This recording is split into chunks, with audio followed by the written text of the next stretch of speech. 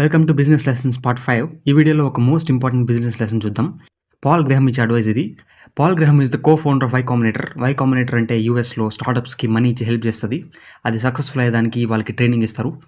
Paul గ్రహంని చాలామంది startup founders ఒక గురువులాగా చూస్తారు. పాల్ గ్రహం ఏం చెప్తాడంటే మేక్ సంథింగ్ పీపుల్ వాంట్. కస్టమర్స్కి జనాలకి ఏదైతే బాగా కావాలో బాగా అవసరమో ఆ బిజినెస్ పెట్టాలి. మార్కెట్లో మీ ఐడియాకి డిమాండ్ ఉందా లేదా అనేది చూసి పెట్టాలి. మా విలేజ్ దగ్గర ఒక రెస్టారెంట్ పెట్టారు. అది ఇప్పుడు క్లోజ్ చేసేసారు 1 year లోపు. ఎందుకంటే డిమాండ్ లేదు ఆ రెస్టారెంట్కి. అక్కడ చుట్టుపక్కల ఉండేది మొత్తం విలేజెస్. సో చాలామంది ఐడియా రాగానే ఎక్సైట్ అయిపోతారు. ఫస్ట్ ఆ ఐడియా కస్టమర్స్కి అవసరమా లేదా అనేది అనలైజ్ చేయాలి. అది చేయకుండా డైరెక్ట్గా వెళ్ళి బిజినెస్ పెట్టేస్తారు చాలామంది. తర్వాత అర్థమవుతుంది అసలు జరగట్లేదు ఈ బిజినెస్ అని.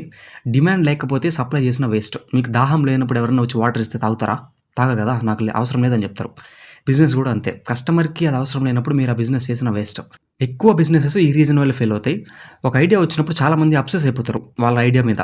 నాకు ఈ ఐడియా వచ్చింది, ఇది ఖచ్చితంగా క్లిక్ అయిపోతుంది. దాని గురించి ఇంక మొత్తం మంచిగా ఊహించుకుంటారు.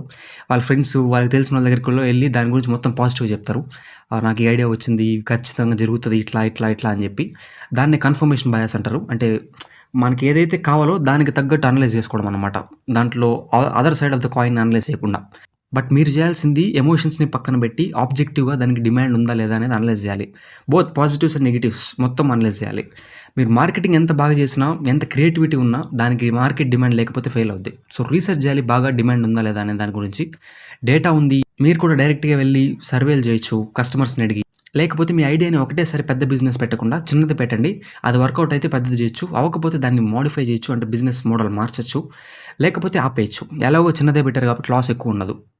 అది క్లిక్ అయితే పెద్దది చేయొచ్చు. You know that you control me. Guilty self-affliction. Prey on me when I'm lonely.